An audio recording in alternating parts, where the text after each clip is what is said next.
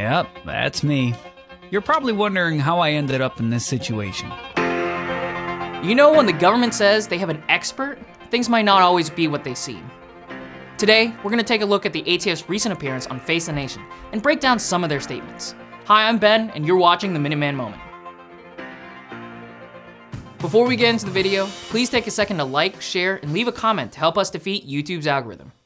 Recently, ATF Director Steve Dettelbach made an appearance on CBS's Face the Nation to promote gun control. One of the things we did at this table, there's so many more firearms we could talk about, is we tried to put things in pairs.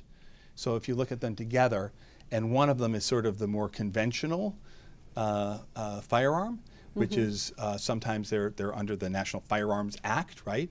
And the other one is sort of what I would call the attempt to get around it that ATF has been dealing with through rulemaking and through enforcement. Okay. If the Table of Firearms is meant to showcase the differences between regulated and non-regulated item, what's the reason for having an M249 SAW front and center? It seems like a not-so-subtle attempt to scare the uninformed viewer, placing the scariest firearm front and center for the camera. Not once in the entire interview did they even discuss it. Even funnier, you can own the semi-auto variant of the M249 for the low price of $11,000. Curious they don't mention any of that. As the director explained, we have at the top here, we have an AK variant. This is a full auto assault weapon, shoulder fired, that is covered under the purviews of the National Firearms Act. So this is a AK-47, and what they have done is they have attached a bump stock to that. How can you tell that? Sorry, where's the bump stock? Is there like a physical piece? But that's a great question, right? Of course, right? How can you tell, Yeah. right? These two things are the same. They look, right. They operate the same. Both of them can shoot right through this 75-round clip. There is no reason you would use that for hunting. Here, Dettelbach and the ATF experts say that a machine gun and a rifle equipped with a bump stock are functionally identical.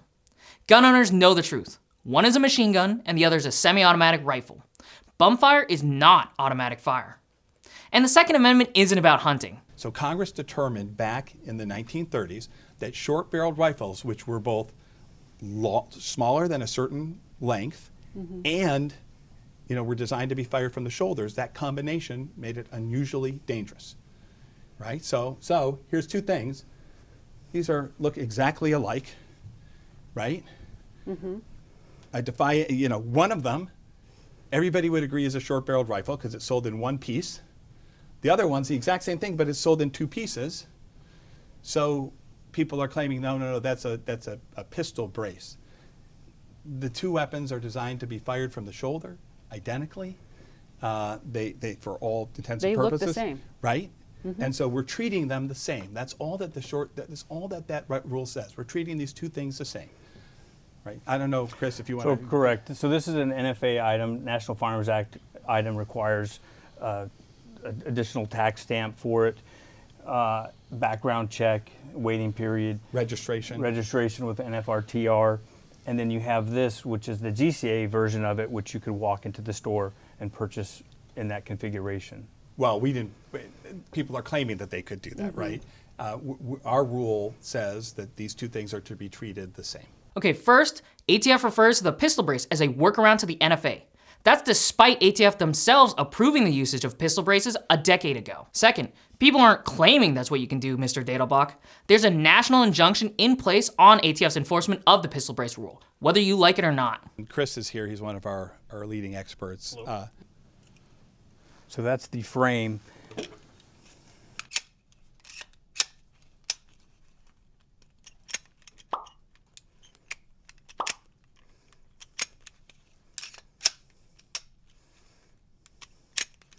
There's no clear way to demonstrate that those who are responsible for enforcing gun control don't understand firearms better than this clip right here. Let me demonstrate how easy it is to take a slide off a handgun.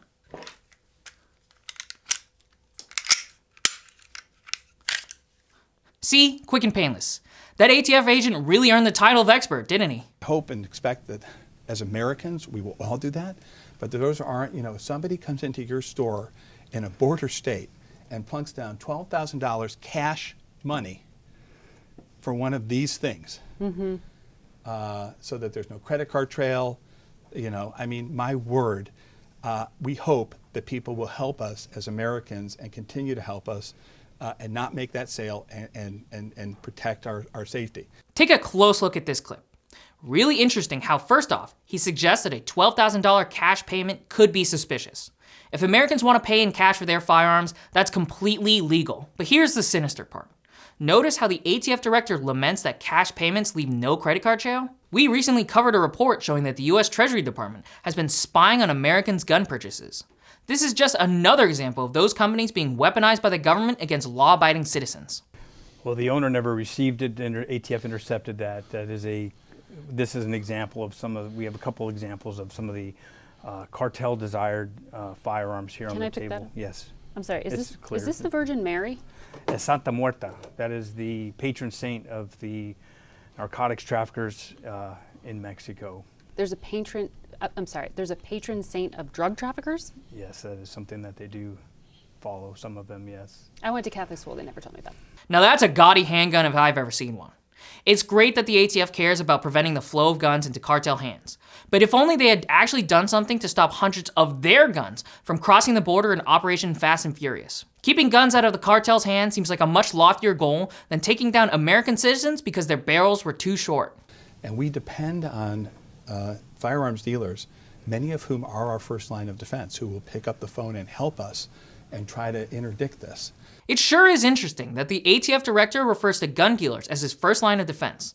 Ironically, he's been working to put many of them out of business through his enforcement of Biden's zero-tolerance policy. Small paperwork mistakes, like names being misspelled, are now cause for license revocation. Doesn't sound like a relationship with a first line of defense, does it? Overall, this segment with the ATF comes across as a scare tactic that relies on the general public's ignorance of firearms terminology.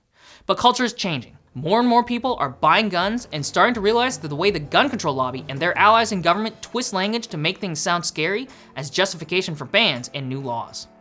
Now thanks for watching. Be sure to like and subscribe to stay up to date with all of GOA's latest fights for your rights.